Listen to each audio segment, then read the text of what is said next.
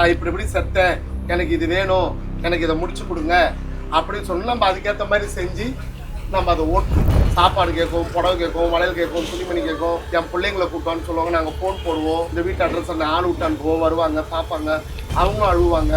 ஏய் அப்படின்னு ஒரு குரல். நீங்களும் பயப்படுவீங்களா, பயப்பட மாட்டீங்களா? ஆனால் என்னடா இது அப்படின்னு பார்த்தா இந்த கண்ணில் இருக்கிற விழியே இல்லை, வெறும் வெள்ளை வெளி இப்படி பார்க்குறேன். நான் வந்து கொளுத்திக்கிட்டு செத்தவன், இந்த மூஞ்சி அப்படியே ஒரு மாதிரி மாற்றி இப்படி கையெல்லாம் வச்சு காமிச்சிச்சுமா. நல்ல அழகான பொண்ணு, அந்த முகத்தையே மாற்றிடுச்சு. இந்த வாயிலும் அப்படி தப்பிச்சிட்டியா, உன்னை சாப்பிடுங்கன்னு பார்த்தா தப்பிச்சிட்டியான்னு ரத்த பெரம்பெடுத்து வாங்கு வாங்கு வாங்கு வாங்குன்னு வாங்குவேன். எல்லாரையும் நல்லபடியாக காப்பாற்றி அனுப்பணும், அதுதான் உண்மை. நானும் ஒரு 10 ரூபாய் சம்பாதிப்பேன், இல்லைன்னா சொல்ல அதில் 5 ரூபாய் மக்களுக்கு செஞ்சுட்டு போவேன். என்னுடைய வாழ்க்கை, என்னுடைய வாழ்வுத்தரமும் அதுதான். வணக்கம்மா. வணக்கம்மா. நாங்க வரும்போதே நீங்க ரொம்ப பிஸியா இருந்தீங்க, பார்க்கும் போதே ஒரு மாதிரி பயமா இருந்தது. ஏவல் பிடிச்சி ஒருத்தர் காட்டிட்டு இருந்தது, கூப்பிட்டு அந்த அளவுக்கு ஆறுதலா பேசி அனுப்பிச்சு வச்சிருந்தீங்க. என்னதான் பிரச்சனை, என்ன நடந்திருக்கு? அவங்களுக்கு அவங்க சொத்து பிரச்சனை போல் இருக்கு. அந்த அம்மாவுக்கு வந்துட்டு எனக்கு உடம்பெல்லாம் ஆணி அடிச்ச மாதிரி இருக்குது, எரியுதுன்னு என்கிட்ட சொன்னாங்க. அப்போ நான் சொன்னேன், இல்லைம்மா உங்களுக்கு கண்ணெல்லாம் கருப்பாயிடுச்சு, கொஞ்ச நேரம் இருங்க நான் பார்க்குறேன்னு சொல்லிட்டா.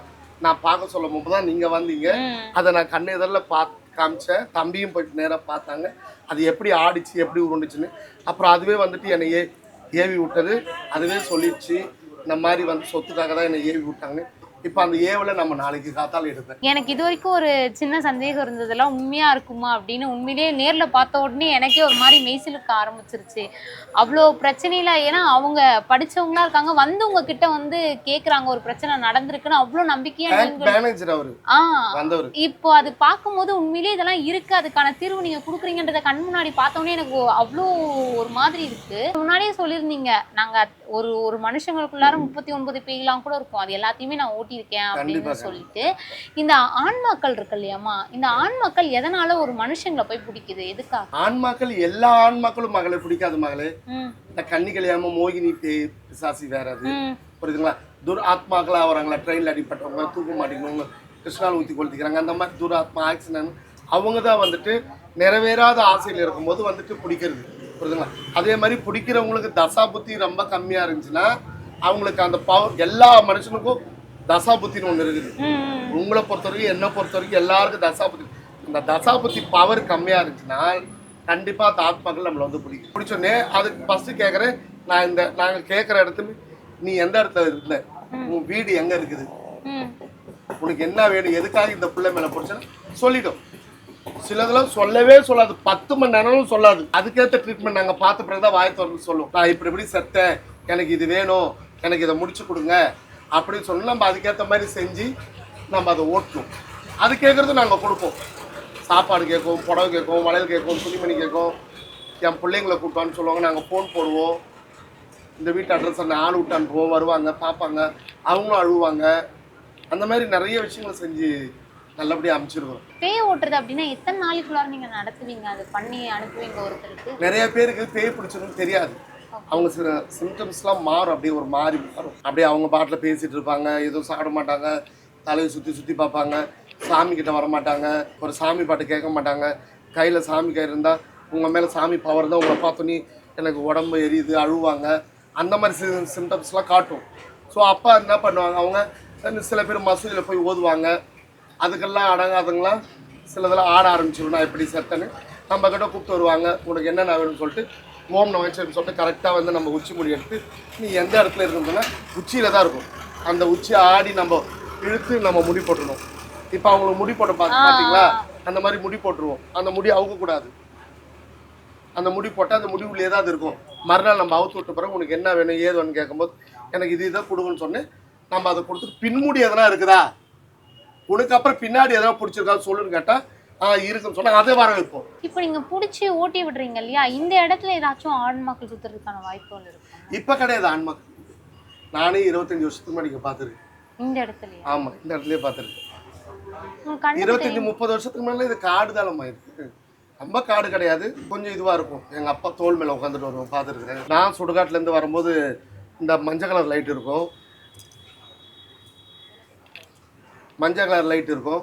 அந்த லைட்டில் நாங்கள் நம்ம 3 பேர் வரணும், 4வது உருவம் எங்கள் பக்கம் வரும். அப்போல்லாம் நிறைய அனுபவிச்சிருக்கிறேன் நான்.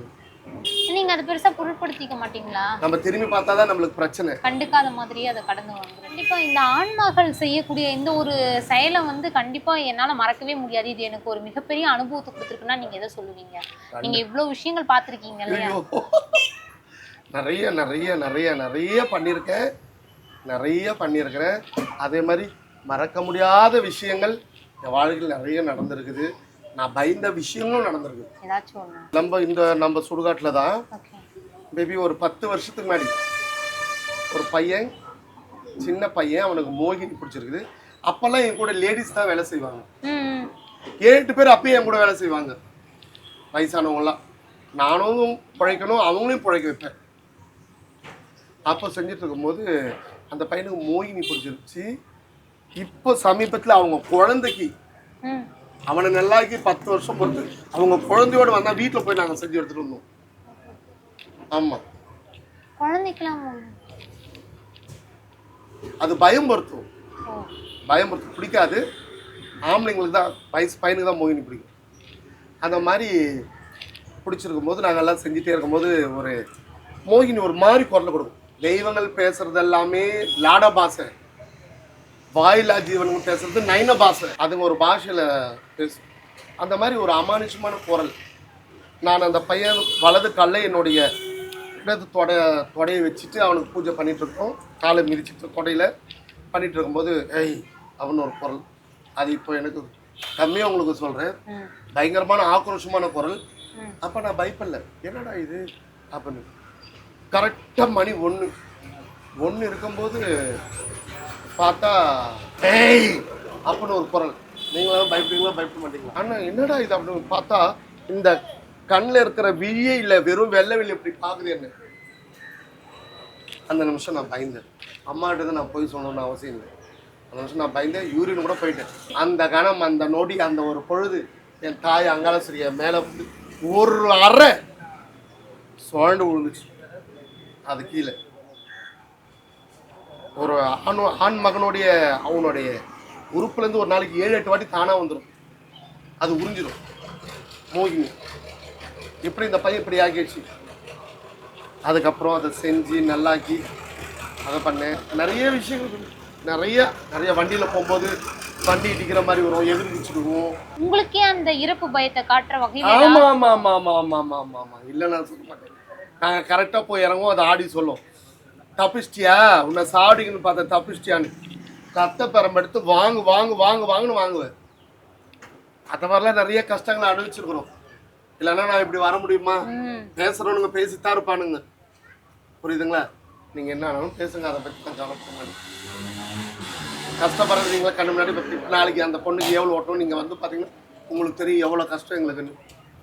இன்னும் லைன்லயே அத்தனை பேர் உங்களை நம்பி உட்காந்துட்டு இருக்காங்க. கண்டிப்பாக கண்டிப்பாக கண்டிப்பாக கண்டிப்பாக எல்லாரையும் நல்லபடியாக காப்பாற்றி அனுப்பணும், அதுதான் உண்மை.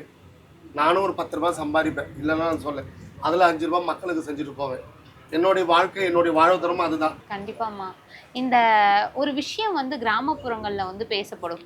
என்னன்னா 12 மணி ராத்திரிக்கு வந்து வெளில போகக்கூடாது. ஆமா, பெண்கள் வந்து தலை விரிச்சிட்டு போகக்கூடாது,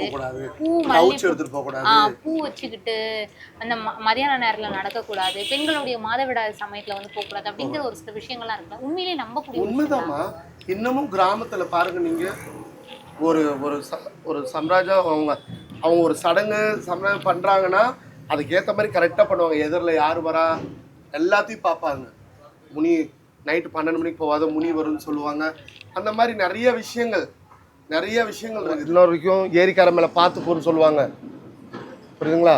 ஆள் அடிக்கிற முனியும் இருக்குது, காப்பாற்றுற முனியும் இருக்குது, இல்லாமலாம் இல்லை.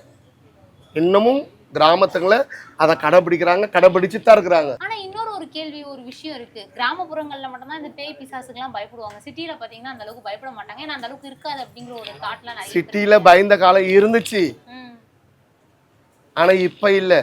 ஏன்னா எல்லாமே வந்துட்டு வீடுங்களாயிடுச்சு, தெருவுக்கு லைட்டு போட்டாங்க, ஜன நடமாட்டம் இருக்கும், நிறைய இருக்குது, புரியுதுங்களா? எனக்கு அப்புறம் தெரியும் இந்த பிரிட்ஜு கட்டலை, செம்மண் பிரிட்ஜு, இது செம்மண் ரோடு. இந்த இடத்துல ஒரு கிணறு இருக்கும், அந்த கிணறை மூடினாங்க. நிறைய பேர் ஆக்சிடென்ட் ஆகிருக்காங்க. மேலே இந்த பிரிட்ஜுக்கு காவு கொடுக்காம, அந்த கிணறுக்கு காவு கொடுக்காம மூட்டாங்க, புரியுதுங்களா? இதுலேயே நான் நிறைய ஆத்மாக்கள்லாம் பார்த்துருக்கேன், பார்க்காமலாம் இல்லை. அது அப்போ, இப்போ இல்லை, இப்போ தான் சிட்டி ஆயிடுச்சு. இன்றைக்கும் வந்துட்டு நம்ம வந்துட்டு கொஞ்சம் தொலைவு கிராமத்து பக்கம் போனாலே இந்த திருமுல்லை வயல்லாம் தாண்டாலே பயம்தான். ஏமா எப்பயுமே ஒரு முச்சந்தியை தேர்ந்தெடுக்கிறீங்க? ஏதாச்சும் ஒரு பேய்களை வந்து ஓட்டணும் அப்படின்னாலும், இல்லை யாராச்சும் ஏதாச்சும் ஒருத்தவங்களுக்கு தப்பான விஷயத்தை செய்யணும் அப்படின்னாலும் ஏன் முச்சந்தியை தேர்ந்தெடுக்கிறீங்க? மொச்சிந்தின்னு சொல்கிறது வந்துட்டு அது 3 கால ரோடு, புரியுதுங்களா? அந்த ரோடு இடுகாடு முனைக்கு போய் சேர்ந்தா இன்னும் நல்லது. நம்ம அங்கே முட்டை சுற்றி உடைக்கிறது, எலுமிச்சை பழம், முக்கனி, பூசணிக்காய். ஒரு பூசணிக்காய் மனுஷன் காவு,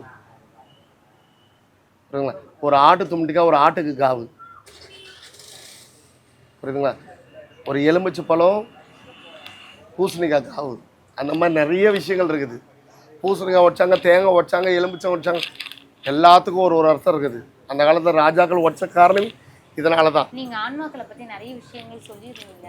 இப்போ எவ்வளோ விஷயங்கள் பேசியிருக்கீங்க, ஷேர் பண்ணியிருக்கீங்க. ஸோ இந்த காலகட்டத்தில் நீங்க பார்த்து மிரண்ட ஏதாச்சும் ஆன்மா இருக்கா? இப்போ சமீபத்தில் இங்கே ஒரு பொண்ணு ஓட்ட போனோம். அதை நான் போனோன்னே என்னை இப்படி பார்த்துச்சு. நீ தான் என்னை ஓட்ட வந்து எனக்கு கேட்டுச்சு. நான் ஓட்ட வரலம்மா, அவங்க ஓட்ட வந்தாங்க. அப்புறம் என்னத்துக்கிட்ட நீங்கள் வந்தேன்னு எனக்கு கேட்டுச்சு. நான் யார் தெரியுமான்னு கேட்டுச்சு. நீ யாராக இருந்தால் எனக்கு என்ன, எனக்கு நான் ஒன்றும் பயப்பட மாட்டேன். பயப்பட மாட்டியா? சரி, எனக்கு கருப்பு வேஷ்டி, கருப்பு சட்டை, கருப்பு துண்டு, பீடி வாங்கிட்டு வந்து கொடுன்னு கேட்டுச்சு. சரி கொடுத்தோம். ஆன்மாக்கு நாங்கள் எப்பயுமே கொடுப்போம். அது என்ன கொடுத்துட்டு கால் மேலே கால் போட்டு இப்போ நான் யாருன்னு சொல்லு அப்படின்னு சொல்லி. நீ யாருன்னே எனக்கு தெரியல. அவனு நான் வந்து கொளுத்திக்கிட்டு செத்தவன், நான் எப்போ இருக்கிறேன் பார்த்தேன்னு சொல்லிட்டு இந்த மூஞ்சி அப்படியே ஒரு மாதிரி மாற்றி இப்படி கையெல்லாம் வச்சு காமிச்சிச்சுமா எனக்கு. நாங்கள் எல்லாருமே ஒரு ஒரு நிமிஷம் அப்படியே பயந்தோம். அந்த முகத்தையே மாற்றிடுச்சு. அந்த பொண்ணு முகத்தையே, நல்ல அழகான பொண்ணு, அந்த முகத்தையே மாற்றிடுச்சு. இந்த வாயில அப்படிலாம் வச்சு காமிச்சு ஒரு மாதிரி காமிச்சு பயந்துட்டேன் நான். என்னடா இது? அதுக்கப்புறமேட்டு கத்தப்பரம்பு வச்சு நீ எப்படி செத்த, ஏது செத்த அப்படின்னு சொன்னு என் பொண்டாட்டி மேலே நான் சந்தேகப்பட்டேன், அவளே என்னை கொளுத்தி விட்டா. அவ்வளோ விஷயம். அது வந்துட்டு நம்ம அம்மா கிட்ட வச்சுருப்போம். அதில் வெத்தி எட்டி குச்சி, நொனா குச்சி, ஆலங்குச்சி, அந்த மாதிரின்னு குச்சி சீவி அதை கட்டுவோம். பச்சை மூங்கில் குச்சின்னு, புரியுதுங்களா? அதுக்கு வந்து மந்திரம் சொல்லி அதுக்கு நம்ம வந்து ஆகாசம் கொடுத்து 1008 மந்திரங்கள், 108 மந்திரங்கள் கொடுத்து நம்ம வந்து அதுக்கு பவர் ஏற்றிருப்போம். அதை நம்ம சொல்லுவோம். ஓம் ரீம் ரீம் க்ளீம் க்ளீம் ஐம் க்ளீம் சவுண்ட் அடிக்கும் போதே அது வந்துடும். எந்த ஒரு ஆத்மா, ஆமாம், எந்த ஒரு ஆத்மா இருந்தாலும் வந்துடும். வந்தோடனே அது சொல்லும் நான் எப்படி செத்த, ஏது செத்தன்னு. ஆன்மாக்கள் நம்ம சொல்கிறோம், நல்ல ஆன்மாக்களும் இருக்குது, கெட்ட ஆன்மாக்களும். மனுஷாலில் வந்து சொல்லலையா, மனுஷா இல்லையா, புரியுதா? அந்த மாதிரி தான் மனுஷாலில் 100க்கு 90 பேர் கெட்டவங்க தான். அது நானும் இருந்தாலும் சரி, நீங்களும் சரி, நல்லவங்க நம்ம சொல்ல முடியாது, புரியுதுங்களா? இதான் 10 பேர் நல்லதாக இருக்கவங்க தான் இந்த உலகம் இன்னும் ஓடிட்டு இருக்கு. ஆன்மாக்களை பற்றியும் நிறைய விஷயங்களை பற்றியும் உங்களுடைய நேரத்தை ஒதுக்கி இத்தனை விஷயங்களை சொல்லிட்டு இருக்கீங்க. உங்களுக்காக இத்தனை பேர் வேற உட்காந்துட்டு இருக்காங்க. இந்த ஒரு பிஸி ஷெட்யூலில் எங்களுக்காக நீங்கள் விஷயங்கள் பேசிட்டீங்க. ரொம்ப நன்றி. நன்றிங்கம்மா, நன்றி.